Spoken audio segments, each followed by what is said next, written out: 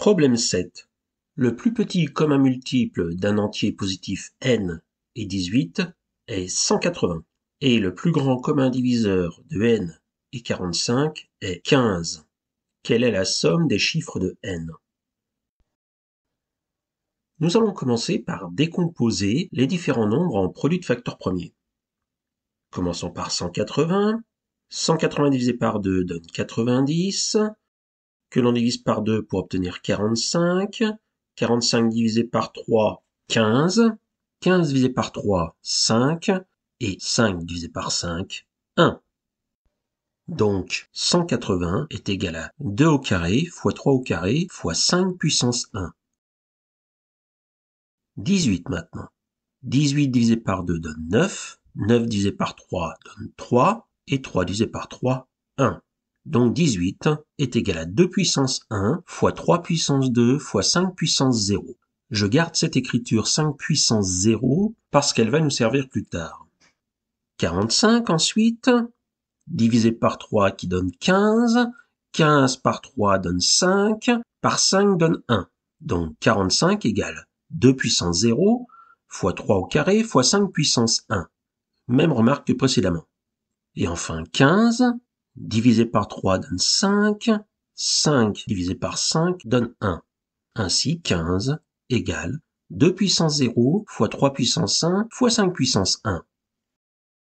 Une fois que j'ai fait ça, je vais mettre dans l'ordre les décompositions en produits de facteurs premiers des nombres suivants.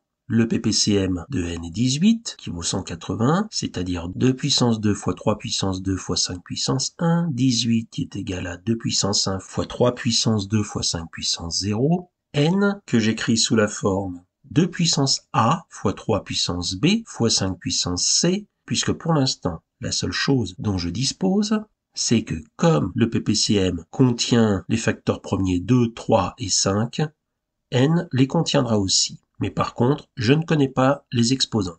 Ensuite vient 45, qui est égal à 2 puissance 0 fois 3 puissance 2 fois 5 puissance 1. Et enfin, le PGCD de n et de 45, c'est-à-dire 15, qui vaut 2 puissance 0 fois 3 puissance 1 fois 5 puissance 1. Mais avant de commencer les calculs, une petite propriété.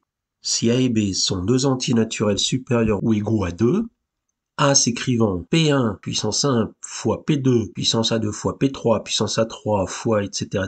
fois Pn puissance An, et B égale P1 puissance B1 fois P2 puissance B2 fois P3 puissance B3 fois etc. fois Pn puissance Bn, où P1, P2, etc. Pn sont des nombres premiers, et où A1, A2, A3, etc. An, B1, B2, etc. Bn sont des entiers naturels supérieurs ou égaux à 0. Eh bien, le PGCD de A et B vaut P1 à la puissance le minimum de A1 B1 fois P2 à la puissance le minimum de A2 B2 fois P3 à la puissance le minimum de A3 B3, etc. fois Pn à la puissance le minimum de An et Bn.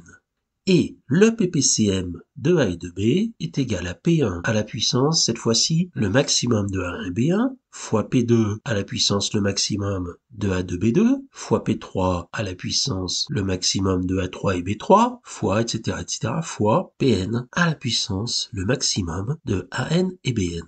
Et pour illustrer tout ceci, je vais prendre un exemple. Prenons 90 qui s'écrit 2 fois 3 au carré fois 5 et 84 qui s'écrit 2 au carré fois 3 fois 7. Ces décompositions en produits de facteurs premiers, je vais les écrire comme ceci. 90 est égal à 2 puissance 1 fois 3 au carré fois 5 puissance 1 fois 7 puissance 0 et 84 égale 2 au carré fois 3 puissance 1 fois 5 puissance 0 fois 7 puissance 1. Eh bien, si on regarde ce qu'on vient de faire, le PGCD de 90 et 84, dans ces cas-là, vaut 2 puissance 1, qui est le minimum entre 1 et 2, fois 3 puissance 1, qui est le minimum entre 1 et 2, fois 5 puissance 0, qui est le minimum entre 1 et 0, fois 7 puissance 0, qui est le minimum entre 0 et 1. Autrement dit, le PGCD de 90 et 84 est égal à 6. Quant au PPCM de 90 et 84, il vaut 2 puissance 2, qui est le maximum entre 1 et 2, fois 3 puissance 2, qui est le maximum entre 1 et 2, fois 5 puissance 1, qui est le maximum entre 1 et 0, fois 7 puissance 1, qui est le maximum entre 1 et 0. Et on obtient que le ppcm de 90 et 84 vaut 1260.